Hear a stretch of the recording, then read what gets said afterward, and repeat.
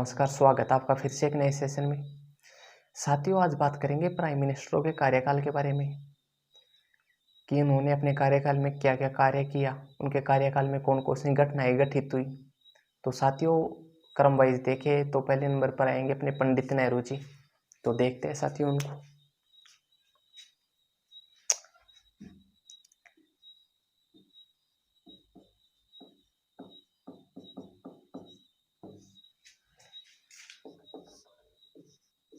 पंडित जवाहरलाल नेहरू, इनके कार्यकाल के बारे में बात करें तो ये 1947 से 1964 तक इनका कार्यकाल रहा। साथियों, बात करते हैं जब ये अपना देश आज़ाद हुआ तो उस समय अपने देश के अंतर्गत सबसे बड़ी समस्या थी रोटी की, कि लोगों के पास में खाने के लिए रोटी नहीं थी। अगर साथियों कोई आपसे कोई बोले 4 दिन से भूखे हो, कि बोले कि आपको देश की ज़रूरत है, आपको सीमा पर जाके लड़ना चाहिए, बॉर्डर पे सीमा तो और कई नाम चला जाएगा आपके संदर्भ में, तो बॉर्डर पे आपको लड़ने की सख्त ज़रूरत है। तो उस समय साथियों एक जगह तो आपको यह आदेश दे दिया जाए और दूसरी जगह आपको 2 रोटी दे दी जाए, तो आप पहले रोटी खाओगे, लड़ेंगे बाद में, ना तो भूखे मर जाएंगे हम। तो वही बात थी साथियों, उस समय भी पंडित नेहरू जी के सामने सबसे बड़ी समस्या थी कि जो अपना देश था उसकी लगभग 40% आबादी तो ऐसी थी, 40 क्या 50 मान लो आप, तो कि लोगों के पास में खाने के लिए रोटी नहीं थी। ये सबसे बड़ी समस्या रही। दूसरी बात करते हैं साथियों, तो दूसरी 3 प्रमुख समस्याएं और रह गई थी। कौन सी? जो 3 रियासतें थी वो प्रमाथा कर रखी थी। कौन कौन सी? कश्मीर की बारे में बात करें तो कश्मीर वाली समस्या बढ़ी, दूसरी जूनागढ़ की बात करें, तीसरी हैदराबाद की बात करें। तो इनको जैसे तैसे करके कश्मीर की बात करें तो कश्मीर में तो जब कबायलियों के द्वारा आक्रमण किया गया तब अंत के अंतर्गत हरि सिंह जी ने विलय पत्र पर हस्ताक्षर किए। तो देखते हैं साथियों पंडित नेहरू जी के बारे में। प्रथम प्रधानमंत्री एवं प्रथम विदेश मंत्री।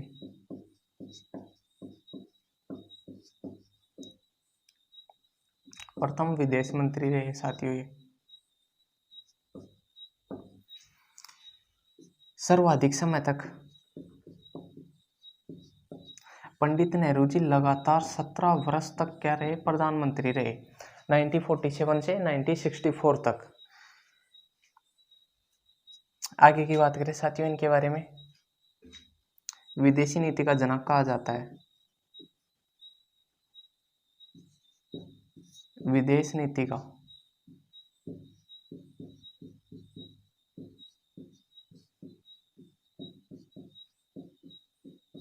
साथियों पंडित नेहरू जी को विदेश नीति का जनक कहा जाता है। कश्मीर वाले मुद्दे की बात करें तो कश्मीर ने 26 अक्टूबर 1947 को विलय पत्र पर हस्ताक्षर किए और भारत का अभिन्न अंग बना इस दिन। भारत का अभिन्न अंग बना। साथियों बात करते हैं किसकी? जूनागढ़ की। तो जूनागढ़ में 20 फरवरी 1948 को किसके आधार पर? यहाँ पे साथियों जूनागढ़ में जनमत संग्रह हुआ कि वहाँ के लोगों से पूछा गया भारत में जाना चाहते हो, पाकिस्तान में जाना चाहते हो, तो अधिकतर लोगों का मत क्या रहा? हम तो भारत में रहेंगे। तो ये जूनागढ़ की बात हुई। जूनागढ़, ये कश्मीर की बात हुई। जूनागढ़ कश्मीर। साथियों हैदराबाद की बात करें तो 18 सितंबर 1948 को ऑपरेशन पोलो के माध्यम से ऑपरेशन पोलो चलाया गया, जिसको अपने सरदार वल्लभ भाई पटेल ने विश्व मंच के सामने क्या बोला जब यह मामला यूएन में चला गया? तो क्या बोला कि हमने तो कौन सी पुलिस कार्रवाई की थी, मामूली सी।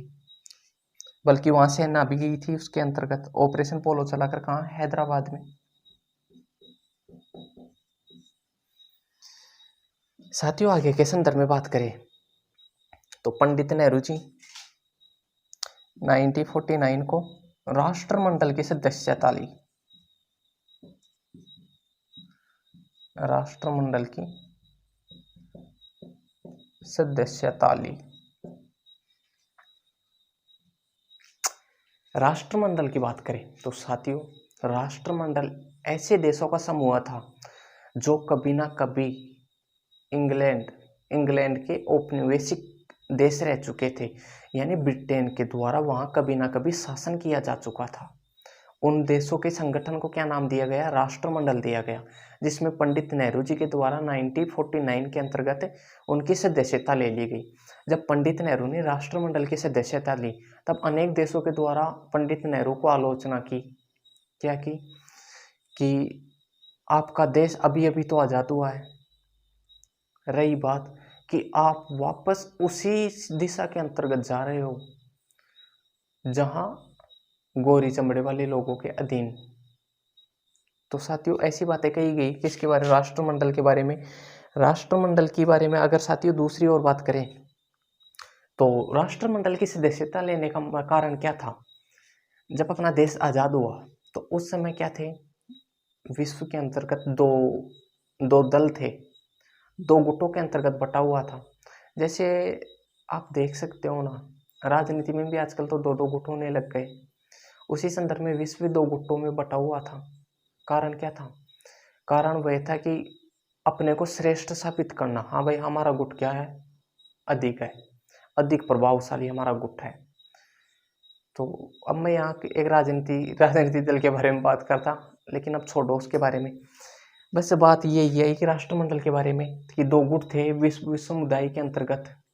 तो उन दो गुटों की बात में करें, साम्यवादी और एक पूंजीवादी। पूंजीवादी दल की बात करें तो यूएसए का था, अमेरिका का दल कौन सा था, पूंजीवादी था। साम्यवादी की बात करें तो यूएसएसआर, सोवियत संघ, ये साम्यवादी दल था।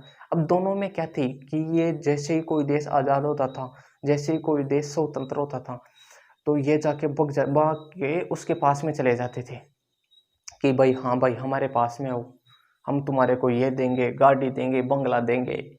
ऐसी बातें किया करते थे क्योंकि उनके कारण क्या था कि ये संख्या बल को अपनी शक्तिशाली का प्रतीक समझते थे। हाँ भाई हमारे पास में इतने देश है तो हम ताकतवर है। इन दोनों के मध्य ऐसी खींचतानी चलती रही। कब तक चलती रही, ये 1991 तक, 1991 में जब सोवियत संघ का टूटकर अलग हो गया ना, तो उस समय ये गुट क्या रहे, ये गुटबाजी बंद हुई। क्योंकि सोवियत संघ के भी खंडन के बाद में एक शक्तिशाली बचा, कौन, वो अमेरिका बचा। ठीक है साथियों, ये बात रही राष्ट्रमंडल की। इनके द्वारा साथियों संविधान लागू होने के पश्चात, पंडित नेहरू के बारे में, संविधान लागू होने के पश्चात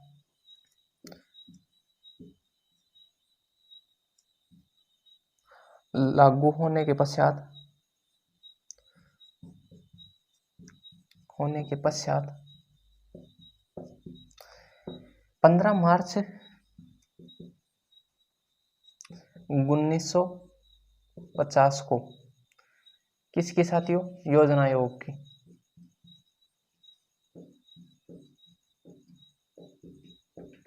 साथियों जब अपना संविधान लागू हुआ, 26 जनवरी 1950 को संविधान लागू हुआ, तो पंडित नेहरू के द्वारा योजना आयोग का गठन किया गया।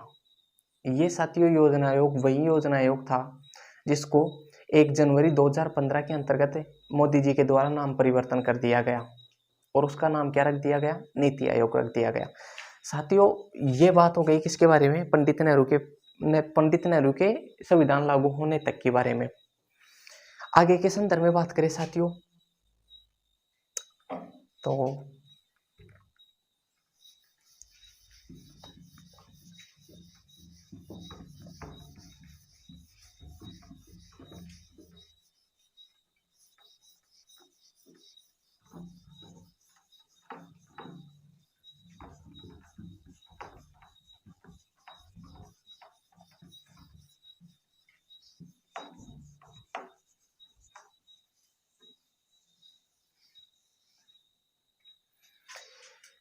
पंडित नेहरू जी के आगे कार्यकाल के बारे में बात करें साथियों कि इन्होंने और क्या क्या किया। साथियों, इनके द्वारा अनेक संगठन चलाए गए। जैसे कौन सा संगठन? नहीं, संविधान, सार्वजनिक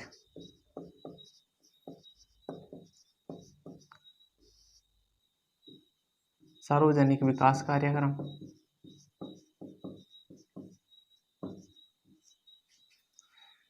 दूसरी बात करते हैं पंचवर्षीय योजना,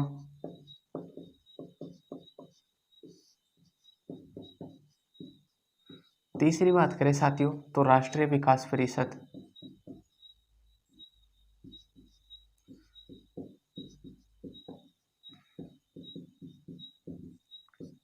साथियों पंडित नेहरू जी ने अनेक योजनाएं चलाई जिनके अंतर्गत सार्वजनिक विकास कार्यक्रम। साथियों, सार्वजनिक विकास कार्यक्रम उस समय कि लोगों के लिए सार्वजनिक व्यवस्था की जाए रहने के लिए, तो उसके लिए सार्वजनिक विकास किए गए। तो साथियों, जब ये योजनाएं चलाएगी तो इनको कुछ समय के पश्चात ही क्या करना पड़ा, बंद करना पड़ा। जिसका मूल कारण की बात करें तो अनेक, जैसे बलवंत राय मेहता समिति थी, उन्होंने सिफारिश की कि नेहरू जी, जो आपने सार्वजनिक विकास कार्यक्रम चला रखे हो ना, लोगों के लिए सार्वजनिक भवन बनवा रहे हो, उनमें लोग अपनी बकरियां बांध रहे हैं, जो वर्तमान में भी देख सकते हो आप। उनमें होता क्या है, सार्वजनिक भवनों में बस यही तो काम होते हैं। तो उनको बलवंत राय मेहता समिति के द्वारा ऐसी सिफारिश की गई, जो बात के अंतर्गत क्या हुई, इनका साथियों अधिकतर लाभ देखने को मिला भी नहीं और इनको बंद करनी पड़ी। जो पंचवर्षीय योजना तो चली भी रही, आगे तक चली। ये बात करते हैं साथियों। फिर एक तारीख आती है, कौन सी? 29 अप्रैल 1954 को पंडित नेहरू और चीन के प्रधानमंत्री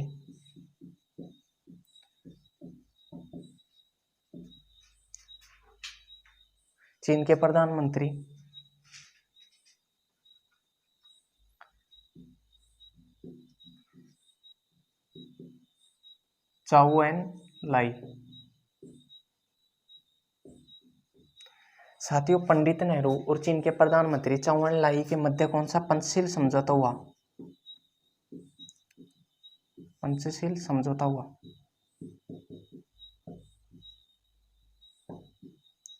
ये पंचशील समझौता क्या था? 29 अप्रैल 1954 को भारत के प्रधानमंत्री पंडित नेहरू जी और चीन के प्रधानमंत्री चाउ एन लाई के मध्य एक समझौता हुआ। कौन सा? पंचशील। पंचशील समझौता था क्या, इसके बारे में साथियों बात करें तो जो तिब्बत है वो उस समय चीन का, क्योंकि अपने देश के आज़ाद होने के बाद में 1949 के अंतर्गत चीन आज़ाद हुआ, तो उस समय वो तिब्बत बार उसका चीन का क्या था, अंग नहीं था। तिब्बत चीन का अंग नहीं था, तो तिब्बत को चीन का हिस्सा बता दिया। उस पर क्या कर दिए गए, मंजूरी दे दी पंडित नेहरू ने, हाँ भाई तिब्बत तेरा ही है। उस समय साथियों पंडित नेहरू जी एक नारा लगाया करते थे, कौन सा? भारतीय चीनी भाई भाई।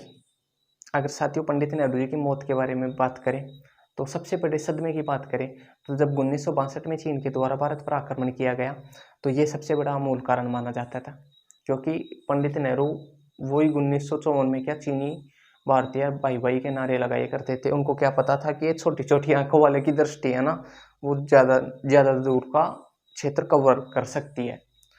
इस चीज़ का पता नहीं था पंडित नेहरू जी को। तो ये बात हो गई साथियों। अब साथियों बात करते हैं राज्य पुनर्गठन के लिए जेवीपी समिति का गठन किया गया। जेवीपी समिति का गठन किया गया। साथियों इसके काम के बारे में बात करें, पहले तो इसे सदस्य देखते हैं। तो जवाहरलाल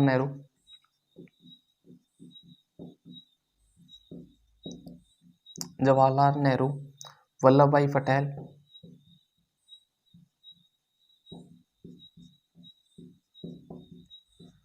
पटाभी सितार मैया,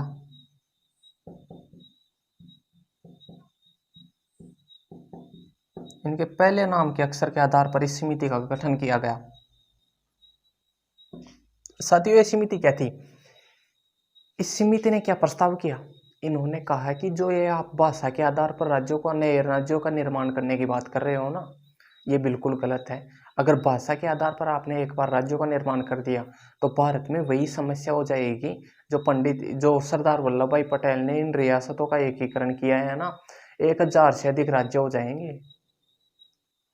तो 5 गांवों का संगठन ही क्या बनेगा, राज्य बन जाएगा। हाँ भाई, हमारे तो यहाँ ये भाषा बोली जाती है। तो ये बात रही साथियों किसके बारे में, जेवीपी समिति ने कौन सी ये सिफारिश की। फिर साथियों एक आती है फजल अली आयोग।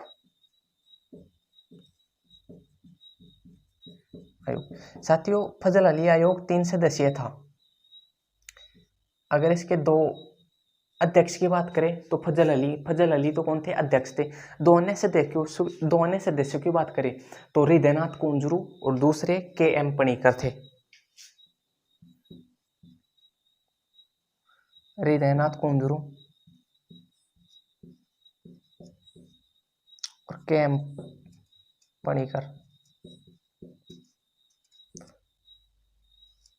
पणिकर थे। साथियों फजल अली आयोग के द्वारा राज्य पुनर्गठन के संबंध में एक सिफारिश की गई जिसको 7वां संविधान संशोधन अधिनियम के तहत लागू भी किया गया। कौन से अधिनियम के तहत, पहले तो वो सिफारिश क्या थी, सिफारिश ये थी कि जो राज्यों की कितनी भारत संघ के अधीन जो राज्यों की कितनी श्रेणियां, शासन की श्रेणियों के संदर्भ में बात करें तो कितनी इकाई थी, वो थी 5 इकाई। जैसे A श्रेणी का राज्य, B श्रेणी का राज्य, C श्रेणी का राज्य। तो इस समय की क्या थी, ये सबसे बड़ी बुराई वाली बात थी। तो फजल अली आयोग के द्वारा क्या कहा गया, सिफारिश की गई कि संघ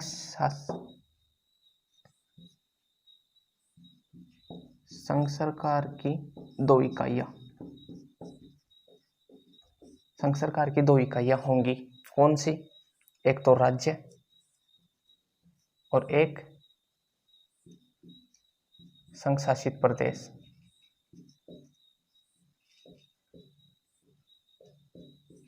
राज्य और एक संघ शासित प्रदेश। ये किसने सिफारिश की, फजल अली आयोग ने।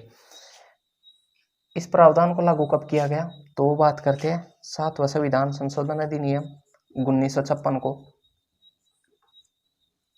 1956 को इस प्रावधान को लागू किया गया। ये साथियों बात होगी पंडित नेहरू जी के बारे में। अगर और चर्चा करें पंडित नेहरू जी के बारे में तो साथियों 1954 के अंतर्गत एक सम्मेलन हुआ था इंडोनेशिया के बांडुंग शहर में। एक सम्मेलन हुआ था, कौन सा, एशियाई सम्मेलन। उसके अंतर्गत नेहरू जी ने एक प्रस्ताव, एक सिद्धांत को पेश किया, गुटनिरपेक्षता का सिद्धांत।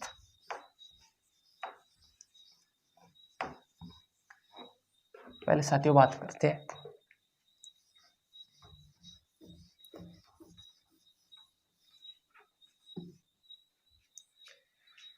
कब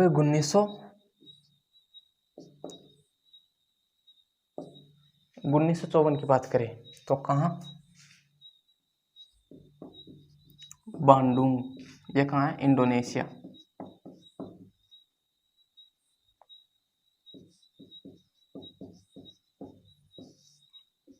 एशियाई सम्मेलन।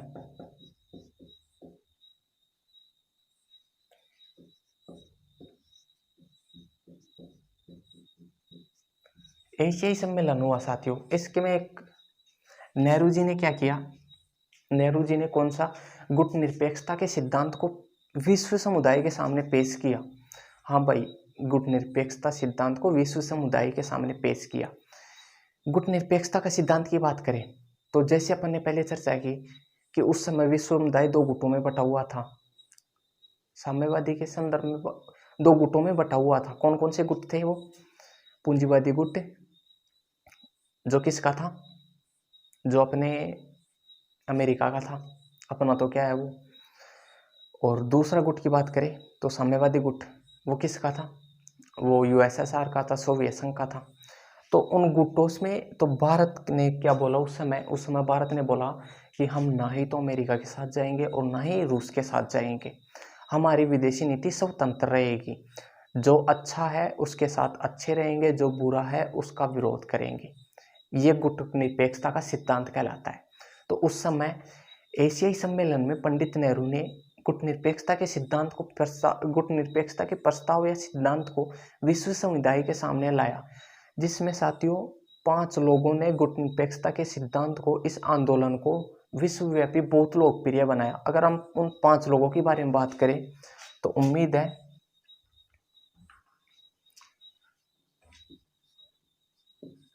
नाम पहली बार सुनोगे आप, सुकर्णो। दूसरे नंबर के बाद बात करें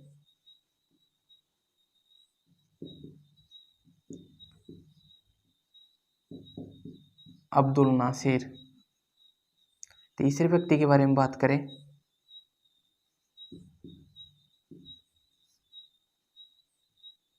वाना एनाक्रुमा। Marshal Tito. 4 हो गए। पंडित नेहरू। साथियों सुकर्णो की बात करें, इंडोनेशिया के थे, इंडोनेशिया के राजनेता। अब्दुल नासिर की बात करें, मिस्र के थे। वाना नाक्रुमा की बात करें तो वाना नाक्रुमा कहाँ के थे? गाना के। मार्शल टीटो के बारे में बात करें तो चेलोवास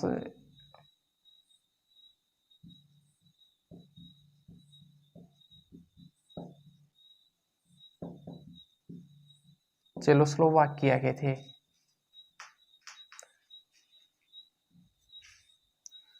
पंडित नेहरू अपने भारत के थे।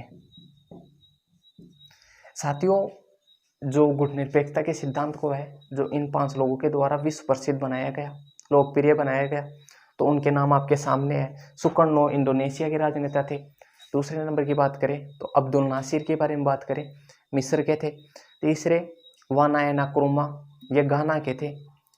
चौथे नंबर की बात करें तो मार्शल टीटो, ये कहाँ के थे? चेलोस्लोवाकिया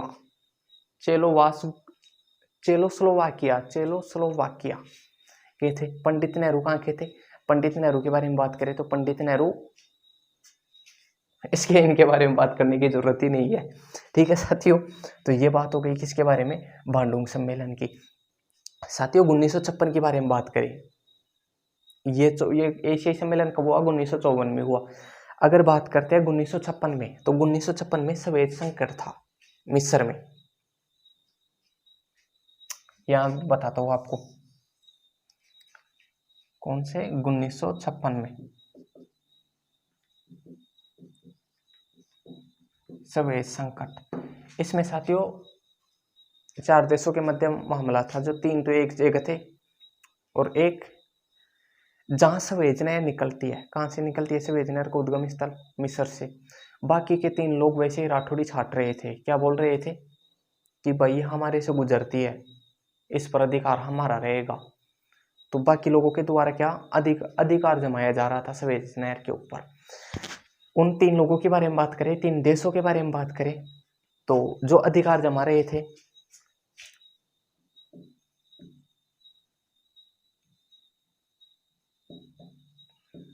ब्रिटेन, फ्रांस, इजराइल, ये तो छाट रहे थे अपनी क्या, राठौड़ी, अपना स्थापत्य जमा रहे थे किस पर? सवेज नहर पे। और बात करते हैं मिस्र की, तो उस समय भारत ने कौन से सिद्धांत को अपनाया? गुटनिरपेक्षता को। हाँ भाई, जो बुरा होगा, जो गलत होगा, उसके साथ हम नहीं है। तो ये 3 लोग तो वैसे ही गलत थे, क्योंकि सवेज नहर का उद्गम ही कहाँ से होता है? मिस्र से होता है। तो उस समय भारत ने किसका? मिस्र का साथ दिया था, मिस्र का समर्थन। यह बात हो गई साथियों कब? 1956 की। साथियों जब आगे की बात करें, कब? 1959 की। तो उस समय क्या हुआ? 1959 को जो इंदिरा गांधी जी है, वो पहली बार क्या बनी? कांग्रेस की, भारतीय राष्ट्रीय कांग्रेस की अध्यक्ष बनी इंदिरा गांधी।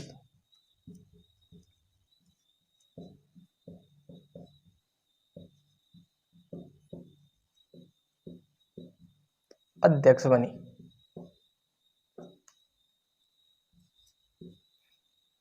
आगे के संदर्भ में बात करें तो 1960 की बात करें तो 1960 में पहले साथियों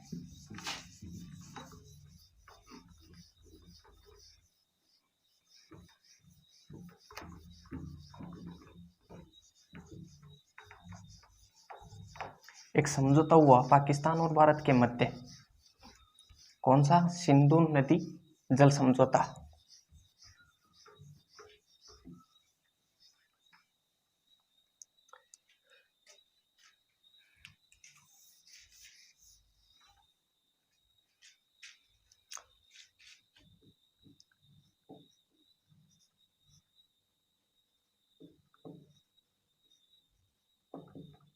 जल समझौता। साथियों इस समय मध्यस्थता किसने की? विश्व बैंक के द्वारा।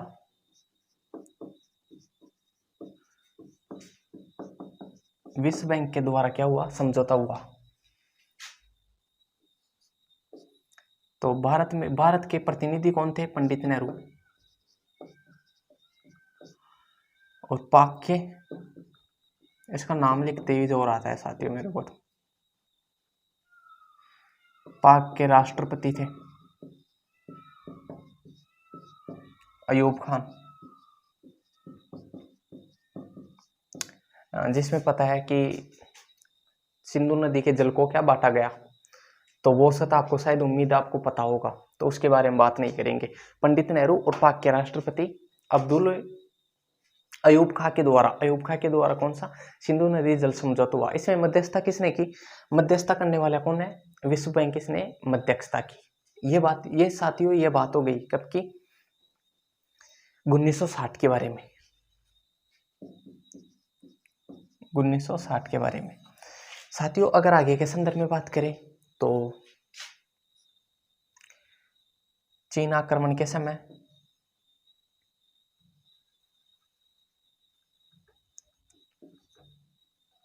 1962 में चीन आक्रमण के समय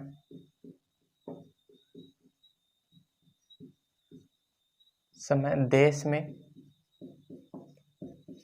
पहली बार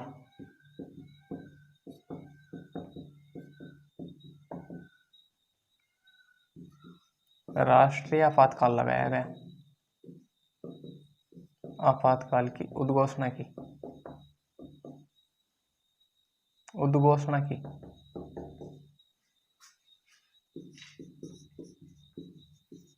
उम्मीद है आपको वो तारीख भी याद होगी,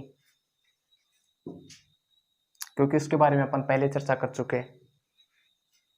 तो साथियों वो तारीख कितनी थी?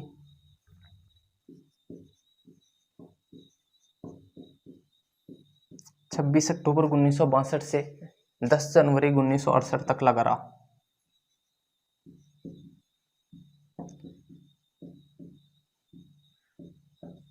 प्रथम आपातकाल रहा। साथियों अब आगे की बात करें तो 27 मई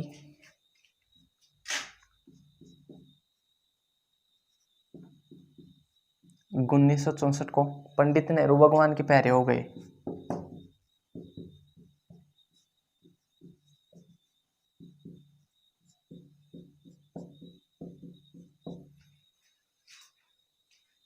साथियों 27 मई 1964 को पंडित नेहरू जी की मृत्यु हो गई। तो फिर क्या हुआ? देश के दूसरे प्रधानमंत्री बनेंगे। पहले इनकी लोकसभा सीट के बारे में बात करें तो साथियों ये यूपी के जो फूलपुर लोकसभा सीट है, फूलपुर लोकसभा सीट, वहां से चुनाव लड़ा करते थे पंडित नेहरू। वहां से चुनाव लड़ा करते थे। दूसरे बारे में बात करें साथियों, इन्होंने एक पुस्तक लिखी डिस्कवरी ऑफ इंडिया, आत्मकथा। इनकी आत्मकथा कौन सी थी? डिस्कवरी ऑफ इंडिया, यानी भारत की खोज।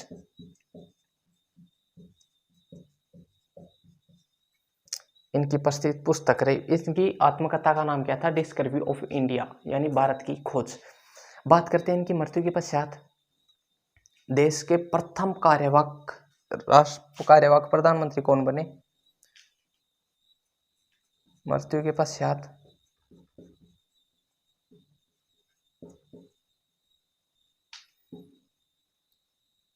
गुलजारीलाल नंदा।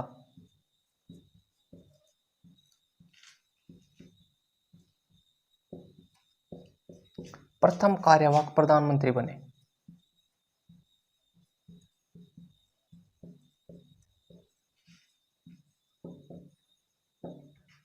प्रथम कार्यवाहक प्रधानमंत्री बने कौन बने साथियों? गुलजारीलाल नंदा। ये बात हो गई साथियों किनके बारे में? पंडित नेहरू जी के बारे में। दूसरे नंबर पर बात करें तो दूसरे नंबर पर प्रधानमंत्री कौन बने? लाल बहादुर शास्त्री जी।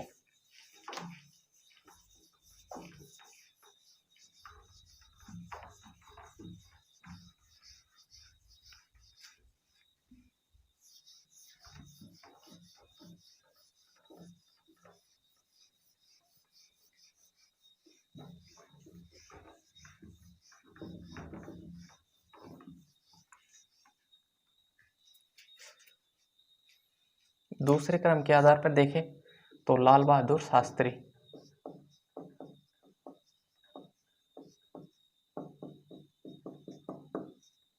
इनके कार्यकाल के बारे में बात करें तो 1964 से लेकर 1966 तक 1966 तक रहे। साथियों इनके बारे में पहला कथन तो यह है कि पंडित नेहरू के बाद में दूसरे राष्ट्रपति बने।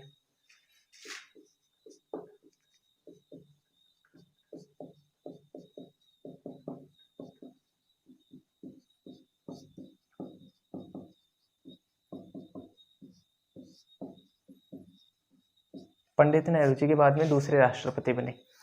साथियों बात करते हैं कौन सा?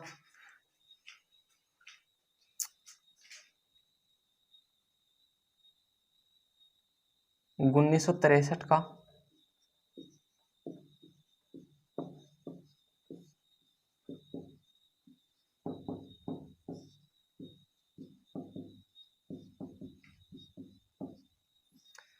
भारतीय राजभाषा अधिनियम 1963 का उसको लागू किया गया। लागू कब किया गया? 26 जनवरी 1965 को 1965 को लागू किया गया। क्या प्रावधान रहा इसमें कि जो साथियों अंग्रेजी भाषा है,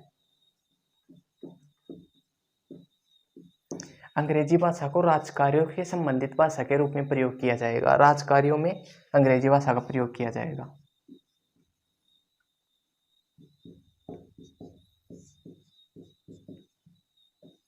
राजकार्यों में प्रयोग किया जाएगा। 1965 में ये अधिनियम लागू हुआ साथियों। बात करते हैं 1965 में। 1965 में भारत और पाकिस्तान के मध्य विवाद चल रहा था। कौन सा? जो ये गुजरात वाला सर्किल एरिया है ना, इसको पाकिस्तान क्या बोल रहा था? हाँ भाई ये हिस्सा मेरा है। अब उसको कौन समझाने जाए कि भाई इस आधार पर भाई गुजरात का सर्किल तेरा होगा, गुजरात का कच्छ का रहना है वो तेरा होगा। तो ये बात हुई साथियों कब की? 1965 की। तो 1965 में क्या हुआ? ये मामला चला। फिर समझौता हुआ किनके मध्य? लाल बहादुर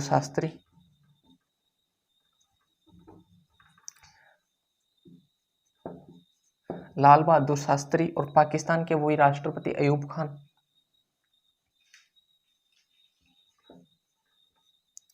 पाक के राष्ट्रपति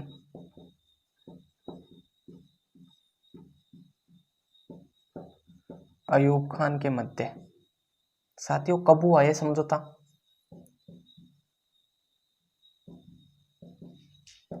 10 जनवरी 1966 को यह समझौता हुआ। किसकी मध्यस्थता से?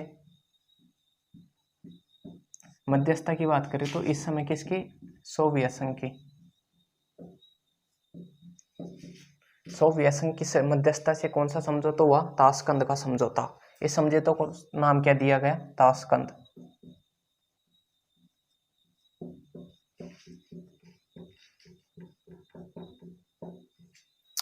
साथियों जब 1965 में भारत और पाकिस्तान के मध्य तनाव की स्थिति ज़्यादा ही पैदा हो गई, तो उस समय कौन सा ताशकंद का समझौता हुआ? वो समझौता किन किन के मध्य हुआ? भारत के प्रधानमंत्री पंडित नेहरू, भारत के प्रधानमंत्री लाल बहादुर शास्त्री और पाकिस्तान के राष्ट्रपति अयूब खां के मध्य हुआ। इनमें मध्यस्थता किसने की? मध्यस्थता सोवियत संघ ने मध्यस्थता की। ये साथियों बात हुई कब की? 10 जनवरी 1966 की। साथियों वो दिन आता है कौन सा? 11 जनवरी 1966 को।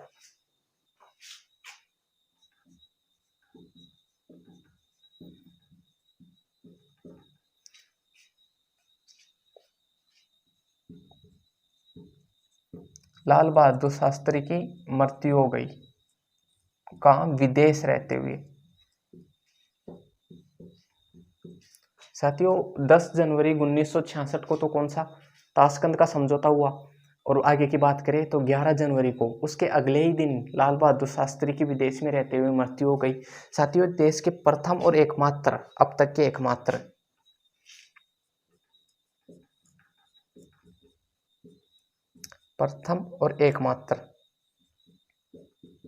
एकमात्र पीएम है, प्रधानमंत्री जी है, जिनकी विदेश में रहते हुए क्या हुई? मृत्यु हुई, पद जो भी पद पर रहते हुए। ये साथियों बात हुई साथियों 1966 तक की। साथियों और बात करें तो 1967 में कौन सी हरित क्रांति हुई? भारत में हरित क्रांति का प्रारंभ 1967 के अंतर्गत हुआ। किसके नेतृत्व में?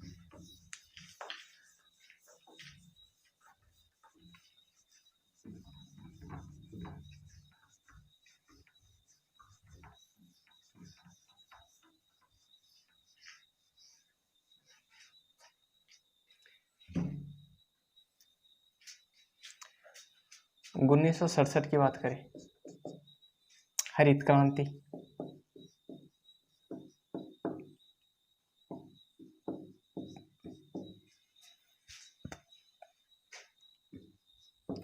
स्वामीनाथन,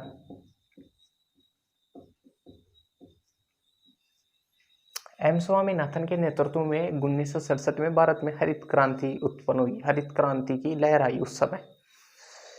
तो अगर उसके प्रेरणा स्रोत बताए तो उसके प्रेरणा स्रोत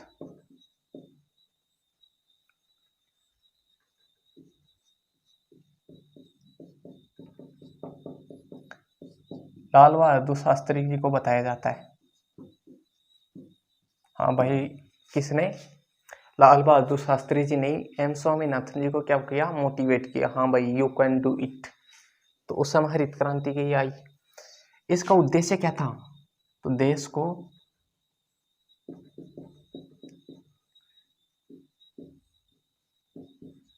खाद्यान्न की दृष्टि से आत्मनिर्भर बनाना।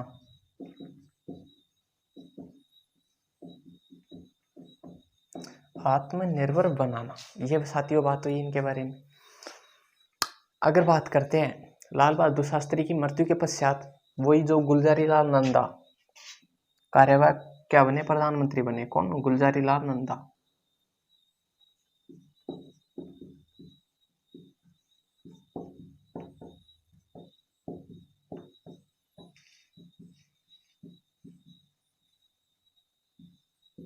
दूसरे बने साथियों, दूसरे नंबर के, दूसरी बार बने, दूसरे कार्यवाहक पीएम बने साथियों। ठीक है, तो आज के लिए साथियों अपने दो प्रधानमंत्रियों के बारे में प्राप्त की जानकारी, उनके कार्यकाल में क्या क्या घटनाएं हुई, उन्होंने क्या क्या कार्य किए। पंडित नेहरू जी, लाल बहादुर शास्त्री, अब आगे के क्रम में इंदिरा गांधी जी का नंबर आएगा। अब उनके बारे में कल चर्चा करेंगे। तो आज के लिए साथियों इतना ही। अब मिलते हैं नेक्स्ट क्लास में। तब तक के लिए धन्यवाद। जय हिंद, नमस्कार।